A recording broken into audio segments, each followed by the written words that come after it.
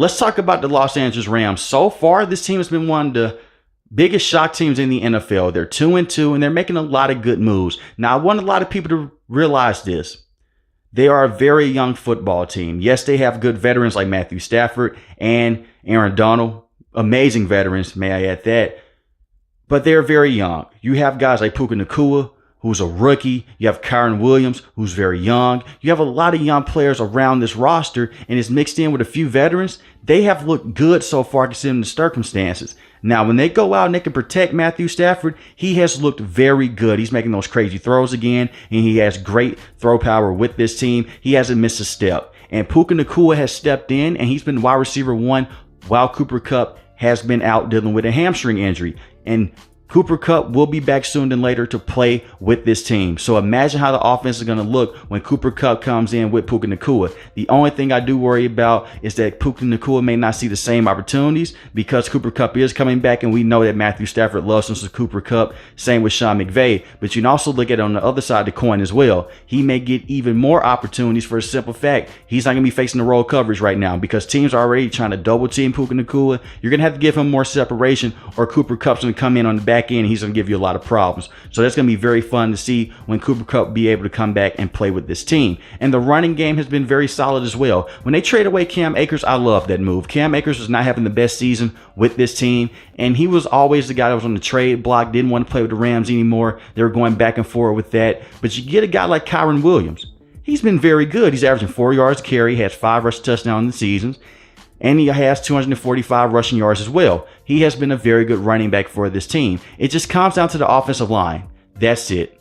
If the offensive line goes out and they protect Matthew Stafford, they can win football games. But if they can't, you're going to be in a situation like how it was in the Monday Night Football game against Cincinnati Bengals, to where you're going to lose some football games. And they were very close in that game against the Bengals. They've been close in every single game so far this season, which is very impressive. They came out and they shocked the Seattle Seahawks in week 1. They came out with good pass rush with Aaron Donald and crew. And you also have Ernest Jones as well, who's going out there and has been a very good linebacker for this team. He has a sack on the season and 20 tackles. And you look at a guy like Byron Young, he has 2 sacks in the season and is very good at making plays in space. So their defense has been solid. But at the same time, they're dealing with a lot of young players in the secondary as well. I'm looking at a guy like Kobe Durant. Hasn't taken that step just yet to being a number 1 corner with this team. I don't know if he ever will, because right now he's having a lot of difficulties covering some wide receivers. He's not having the best season right now, but I believe that he will step it up as the season progresses because they are so young on that side of the football. You also have a guy like Darian Kendrick, who's very good as well. And you have Russ Yeast, who is a very good safety for this team. All those guys are young, not expecting them to develop in this system. And that's one thing we have to give Sean McVay credit for on the offensive side and just the team side in general. He can develop some talent. Yes, they are an organization for the last couple of years say F those picks. They trade the first round pick, the second round pick. It don't matter. But when they go out and they go and draft guys, they make it count and they develop them into the system. Tutu Atwell was not very good early on in his career with the Rams, but he's been very solid this year for this team, and he's become that deep threat for this team.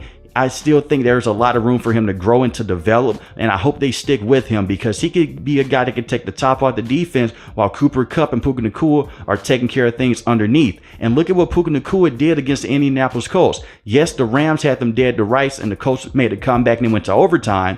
But he went to Puka Nacua. He scored his first touchdown. It was a game-winning touchdown. That is very impressive to see young players develop in the system with a great coach like Sean McVay. So they are a very tough football team. I'm not saying they're going to go out and make the NFL playoffs or they're going to make a deep playoff run and go and push to the Super Bowl or anything, but they're going to be a hard team to beat each and every week for the simple fact you have a very good veteran quarterback that has a great rapport with this rookie wide receiver. They're going to be getting back their best offensive player in the next couple of weeks, maybe even sooner than that, in Cooper Kupp. And their defense is going out there and making good plays and being very opportunistic. But let me know in the comment section below, how do you feel about the Los Angeles Rams, what they're selling this season? And if you're new to the channel, hit the subscribe button. If you like the video, hit the like button. Most importantly, want each and every last one, guys, stay safe, stay positive. Thanks for watching the video, guys.